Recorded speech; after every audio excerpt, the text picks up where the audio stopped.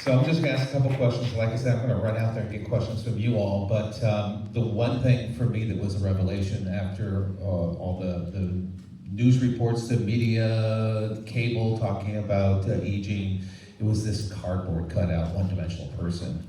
So what a revelation to discover this amazing woman who had done so much in her life. So when you came to this story, what did you know about before you started working on this? I knew very little about E. Jean. I mean, I read the excerpt in New York Magazine that we refer to in the film from her book, What Do We Need Men For? And I vaguely recognized her name, but I didn't know why. And but I read that article with such interest, and I was really blown away by her. It was just her voice. I just was so struck by it. I was like, who is this woman writing in this way about this horrific assault? I mean, it almost didn't matter that it was Trump at the time, because if you remember, there were 26 other women who'd already accused him of very similar assault. And so it wasn't like, oh, big surprise, we already knew. A lot of us knew exactly who he was. So it was really the way she told the story, and it was just her, just the vivid storytelling, but also her honesty, because women are so expected to flatten themselves and not tell the full story of who they are in those situations. And she would say things to me later on. We would discuss things about ideas like consent and non-consent can coexist. Like really interesting.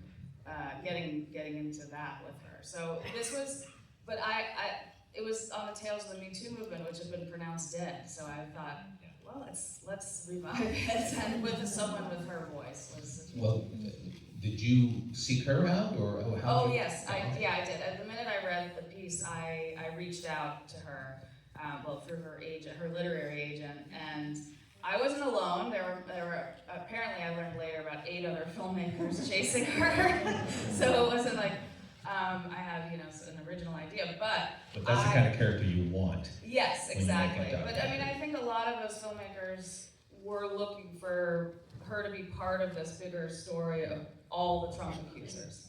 They weren't looking at her as an individual with this story that I was looking at it a little differently.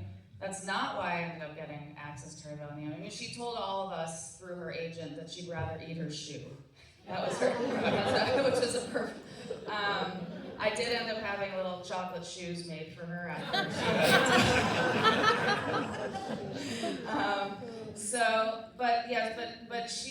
she had said no to all of us, and then a mutual friend, acquaintance, recommended to her, she heard that she was hearing from me and said, well, you should look at Ivy Meeropol's film about Roy Cohn. And that's what got her. And now she likes to say, well, I knew Ivy Meeropol was not afraid of Donald Trump. But, it was more than that. It was, and then we met over Zoom in the early days of the pandemic, and that's how it all started. Yeah.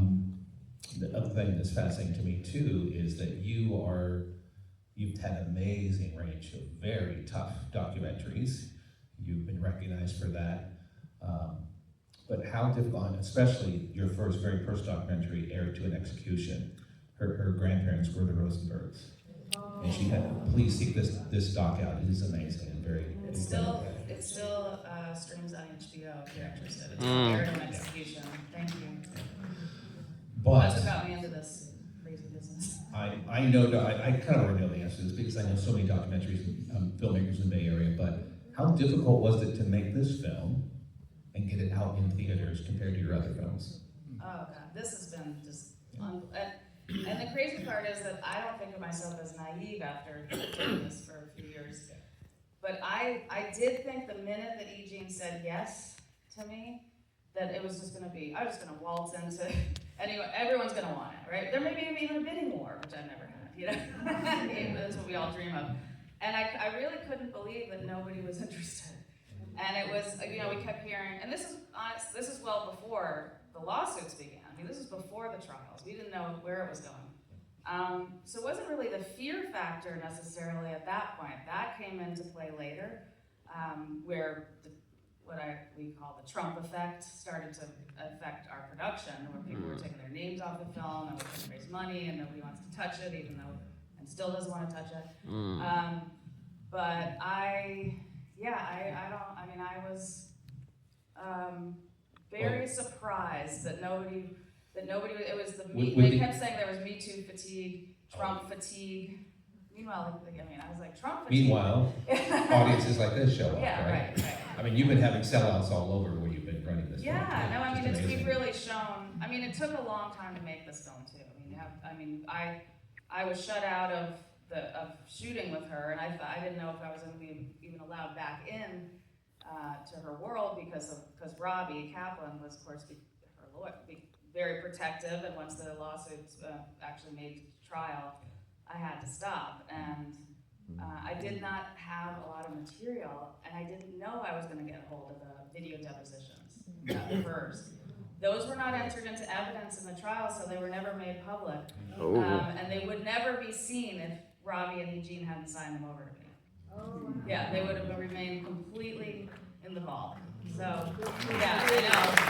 It's an incredible act of trust that they let us watch all those hours of that and make something with it. So, because I didn't know how to tell the story of the trial. All I had was news footage. Where's it at now? Where the settlements? The settlements. Yeah. The Supreme Court. Yeah. Today. Yes, the Supreme Court has now, I think it's 15 times, they have basically refused to even decide whether they'll hear it. So it's basically at the doors of the Supreme Court. Well, the first one is the $5 million. The $83 million judgment was he lost his last appeal. He will be taken out of the Supreme Court. He has said. So it's basically just kind of this waiting game. And if they say they won't hear it, deny cert, she will automatically get that $5 million. It's waiting in the bank account for her. But who knows what the Supreme Court? I can't. I'm horrified by what they've been doing just this week. Little industry insight question. Have you put this out for a qualifying round for the Academy Awards? Oh, well, we are already qualified now because we have had proper theatrical runs already, and we've gone to some major festivals. Good. So I'm pretty sure we're already qualified. Okay. But I don't want to think about that because everyone's already starting to talk about like, oh yeah, Oscar noise, and that becomes this whole other thing. We want this film to just get out to as many people as possible. I'm more interested now in the fall, take it to universities and colleges, and just we got it, and making it available. Stream, no streamer will pick it up. I know.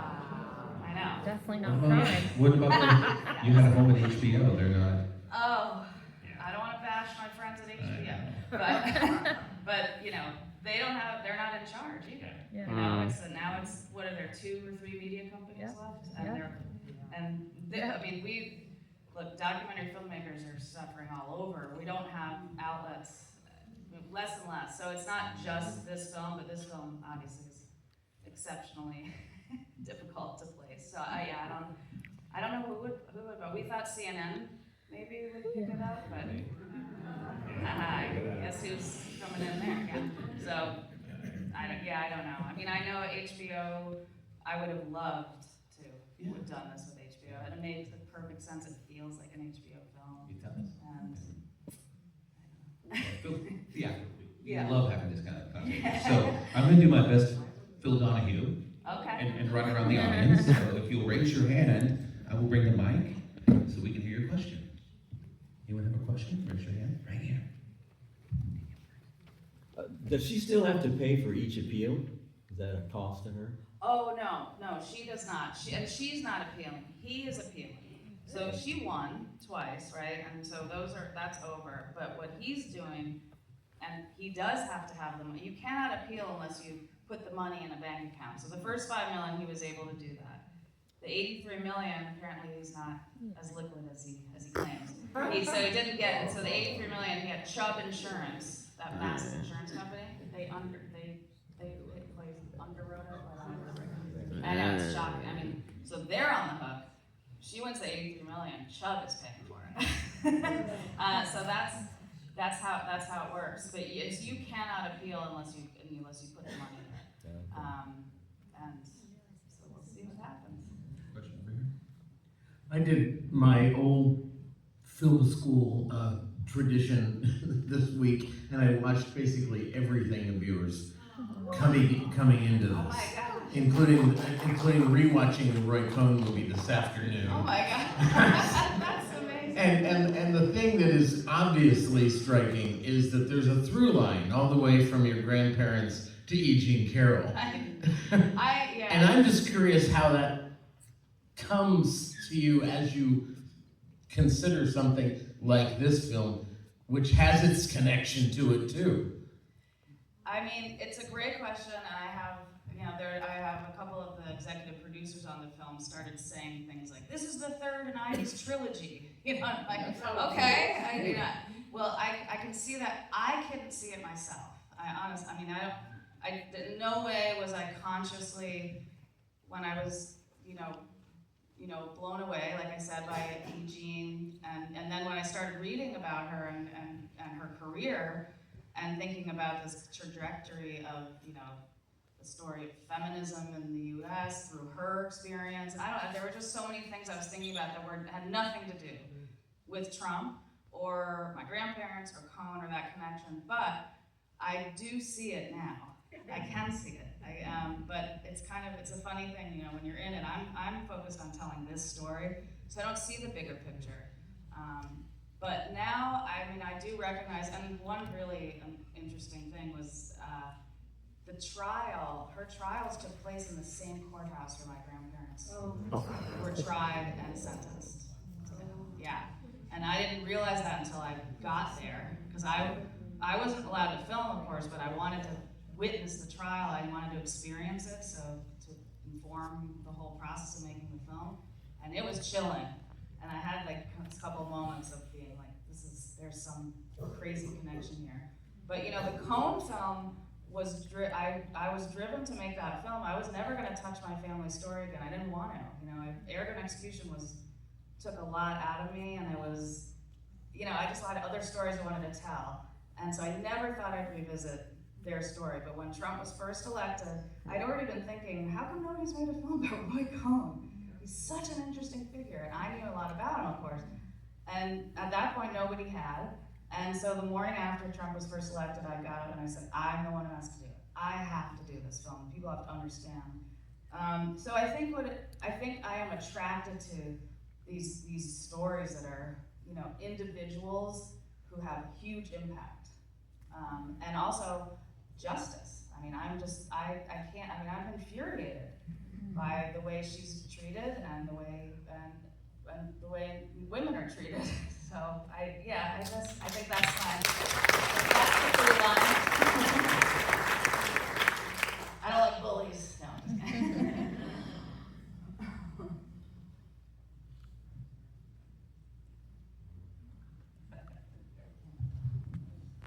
Thank you very much. I have a question about the generations. Are you, is it mostly older women of her generation, like me, who are responding to the film? And are do younger women see this really differently than we do?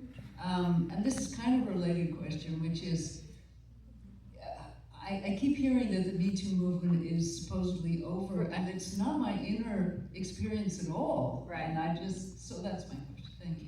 Okay, no, that's great.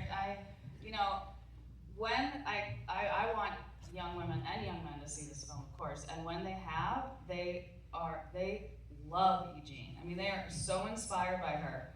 They're really excited. I've had young women say they go out and buy all her books. They can't believe it. I think they're really, but they need to see this film because I think there's the things about E. Jean's past, like for instance, that very uncomfortable clip where she's talking about Anita Hill and Paula Jones. There's many young women, understandably, who are horrified by that and cannot get outside of their own experience to try to understand the bigger, and accept that E. Jean is reckoning with her past and that's just part, So there's a rigidity there that I have seen. But when they see the whole film, I think they have a greater understanding. And I think there's something very comforting, like reassuring and galvanizing to have an older woman who's been through so much saying, you know, I'm not backing down. And that's so, yeah, I think the young women, I mean, for instance, we opened the Thessaloniki Film Festival in Greece. It was unbelievable. And I was surrounded by 18 to 22-year-old young women who were all volunteers at this huge international documentary festival, and they went crazy for her. They were like, I mean, and I took a big picture of us all together, and I said, I'm sending it to Eugene right now, and I said, look at your fans. So yeah, I mean, I think that's why I'm really eager to do this, you know, to make sure it gets to universities and gets out there, because I think it can have a real impact.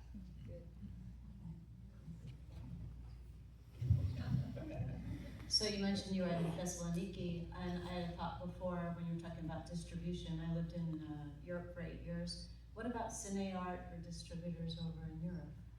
Yeah, so we do have a company called Dogwolf. They are an international sales, distribution sales company, and they are actively trying to make those deals right now. So we are seeing more interest there. We know, I mean, Canada already wants it, I mean, all over. Canada, we're big in Canada. Yeah, so we're gonna go to a lot of theaters there, and I mean, maybe we'll get us some sort of streaming deal there as well. But yeah, I think we're working on it, definitely. Question in the back. Yeah. Thank you for a fantastic production and movie. My question is, how was Eugene able to deal with all the constant death threats and the constant abuse that she endured? Yeah, I mean, well, as you see, I mean, she is someone who will tamp down and always say, I mean, Robbie had to keep saying to her at a certain point, actually, when she was being deposed, like, it's not always fabulous, Eugene. You don't have to say when everyone said, how are you? She's, I'm fabulous. She, you know, that's her go-to. That's her default, that's part of her armor. You know, I think part of that breakdown she describes was a result of all of that just coming down on her. And she actually had, you know, she was with me quite a bit during the film festival circuit starting at the end of last summer. And she would insist on watching the film because she wanted experience with the audience, or she'd have a friend there or something, and that started to weigh on her too. So we started to realize that she started to feel physically ill, you know, just kind of revisiting this stuff. So she has to process it, but she also throws herself into her work. She wrote an entire book. I have to recommend it. It's called Not My Type. It's fantastic. And she wrote it in 1 year, just sitting in her hovel, as she calls her house. And that's also how she channels it. And it's a very funny, moving, it's a perfect complement to the film because it's her inside the courtroom, her description of all the attorneys, Lena Hava and Joe Tacopina. I mean, it's great. It's really great. So I think that's part of what she does too. And she really does retreat. She likes to be alone with her dogs and writing and reading and occasionally talking on the phone. And she just so she has to shut down for a while. I think that's partly how she does it. Yeah. Question over here, to your left, your right. Thank you. Do you think that, as a fellow survivor, I really resonated with what she talked about of removing yourself from a lot of connection afterwards and the shame that's involved? And do you think this movie has helped her to find reconnection and joy in aspects of having moved through this afterwards? Yes, I do actually. I think she was because she kept saying to me when I was struggling to raise the money or get anyone interested, and she would feel for me. I mean, we became close, and she would say, we just give it up. Nobody cares about an old woman who was raped. That's what she would say. And I would say, Eugene, that's how she would talk about things. I would say, actually, they will. You just have to let me create something that shows people and creates understanding. And she was skeptical, you know, she was like, I don't know, I don't see it. So I think that aspect of seeing herself and seeing like her life being celebrated too, that it's not just the story of being assaulted. And what she would say to me too is that one of the things that Trump took away from her, she would say, one of the things that Trump did to her that was, you know, almost as bad, and she would say, was reduce her life to those 3 minutes in that dressing room. And that's what happens to survivors too as well, where it's like it just becomes this, especially when you, which is what she wanted to avoid all along, right? I don't want to talk about it, I want to become this person. And so I made it my mission also to be like, we are gonna bring back the rest of your life, which is incredible. I mean, we only touched on half of it here.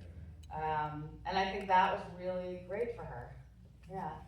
And the theme of female friendship, that emerged as I was working on this. I thought, this is the story. And Adrienne didn't have a lot of close female friends. She didn't, you know, she was just barreling through and being, you know, her brassy self, and so that has changed as well. She had really, you know, like just being closer to her female friends. Thanks for celebrating her confidence throughout that part of her life. Thank you. Thanks. We have time for a couple more questions.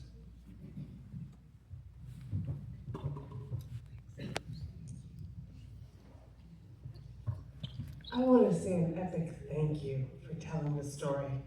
And I remember learning about Rafael, who's one of the archangels, and his name means healed by God. And I think what she has done, and you're telling her story, for all of us that are accosted constantly by Trump and his garbage behavior, and it's so healing to see her courage, her truth, and her spirit. It's, please bring back healing gratitude to her from San Rafael. Oh, I will, thank you. And I love your dress. I saw you coming in and I was, that's amazing. We gotta make one with Eugene's face on it. Time for a couple more questions, anyone? Dan? Oh.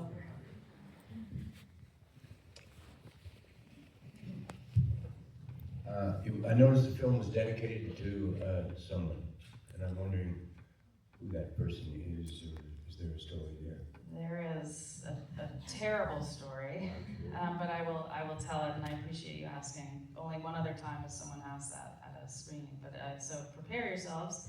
And I will try not to cry as I talk about it, but Seema, the woman's name there, was my best friend in high school, and her partner murdered her and her son just 2 summers ago. Yeah, and her daughter's my goddaughter, and who's only 27, and it's just like horrific. It's a horrific. And when I told Eugene what had happened, I was crying and telling her the story. She said, "We have to dedicate the film to Seema." And I thought that was so beautiful that she wanted to do that. And of course, it's meant a lot to her daughter, who's now started a foundation to deal with domestic violence and gun violence and all these horrible things. So it was just one of these things I couldn't believe happened while we were finishing the film. And it was a guy that I knew in high school too. She had been divorced from the father of her children for years, and then she started dating this guy that we knew in high school, and then she tried to break up with him, like happens a lot, and tried to get him out of her house. And yeah, it happens a lot, and you can't believe it when it happens to someone close to you, but it does. So anyway, that's Seema. Thank you for asking about her. Question back here? It's a little hard to ask this question after what you just Sorry. shared. It's okay. It's a simple question. Are you getting threats? No, I have not. I've worried about it, and people have worried. Thank you. People have worried about me, and there's been. I've taken some minor protections. Tried to like wipe my personal address and phone number off the internet. There's a program called Delete Me that you can pay monthly. Because I did start to get worried. I was more worried about if he ever said something specifically, like used my name in any way, that his nutcase followers would say something or try to do something to me. That was, but now, I have started to get a little worried about this new, that they can go after anyone for domestic terrorism who you don't agree with. That you don't agree with them or for protesting or saying anything. And I don't hold back. Clearly I'm not hiding how I feel about them. But so that, that kind of stuff does worry me. But no, thankfully, no, I have not gotten anything that I know of. Hi, thank you for a great film and an amazing story. I think one of the things that was most interesting to me, or one of the things that I found really interesting, was just thinking about the generations that she had lived through. And she talked about it a little bit, but thinking about her becoming a business, becoming a woman and kind of moving into the world of work in the 70s and 80s and 90s, right, in the way that women had to be in order to get hired. And then she makes a comment at one point about, I just was wondering if she was reflecting at all on that attitude that she had and the advice that she was giving to people, right? And then now we're in this whole new world post-Me Too, or post, and just sort of, I wonder if there's more that you can say about that and the way that she might have been reflecting on her own psychology, the advice she was giving people, how that was influenced by those different generations as that time changed. Yeah, no, that was something we worked so hard to thread through the film. I really wanted it to have, for y'all of you to experience what she experienced. So, if you notice, one of the things sorry, I'm not answering your question. I'm talking filmmaking now. Okay, I was just going to mention that all of the archival, even in the early parts of her life, like when she's on To Tell the Truth and things like that, you just see all the misogyny is just, and that was not hard to find. It's not like we had to dig through a lot of material to find those moments. But that said, she said a lot of things to me, like, she would not have called herself a feminist.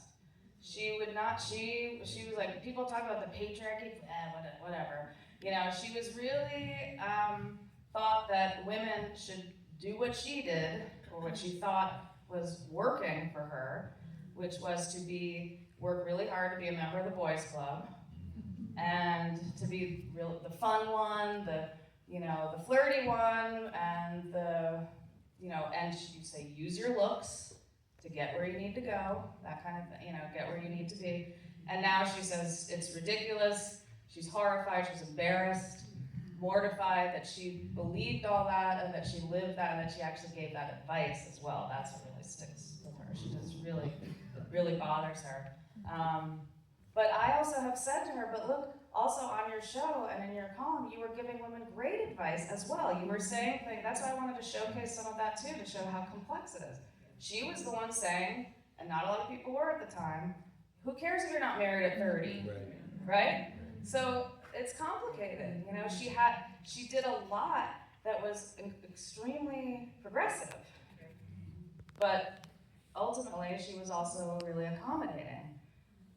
And that was the way she saw she could make her way. She was the first female editor at all those male magazines. I don't think she could have done that if she had operated in any other way, right? So this is getting released all over the Bay Area right now.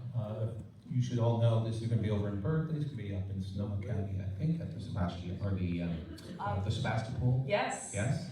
I'm going to be at the Roxy. Yes. Tell people, tomorrow. And then Sebastopol, 3 o'clock on Sunday. Great. And then 2 showings in Berkeley because the evening one sold out. So they added a 3:30. Nice. So we'll probably find another spot for this too. Unfortunately, we won't have Ivy here, but we'll find another spot to bring this back. Absolutely. One last question. You're in Marin County. Yeah. Is this finding theaters in the middle of the country? We're working on it. We're really working on it. It's tough. I mean, we've had some kind of single screenings, you know, in South Carolina, but, you know, in Columbia, which is the university town, you know, with Fort Lauderdale, I think. So we're doing what we can. But I want to point out while we're here, if you scan that, so this has really worked for us because we are totally independent, scrappy, trying to get this out this way. And it is people sharing on social media. And so if you scan that, we have a whole like social media kit. You can pick posters, you can put different images, you can play with it, do what you want with it, or just make a post yourself and just say, hey, I saw this film, but tag our, you know, Ask Eugene Film.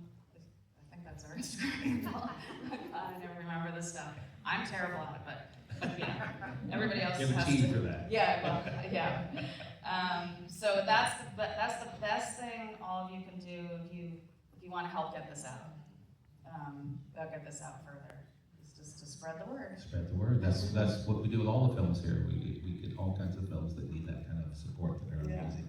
Ivy, thank you. Thank you.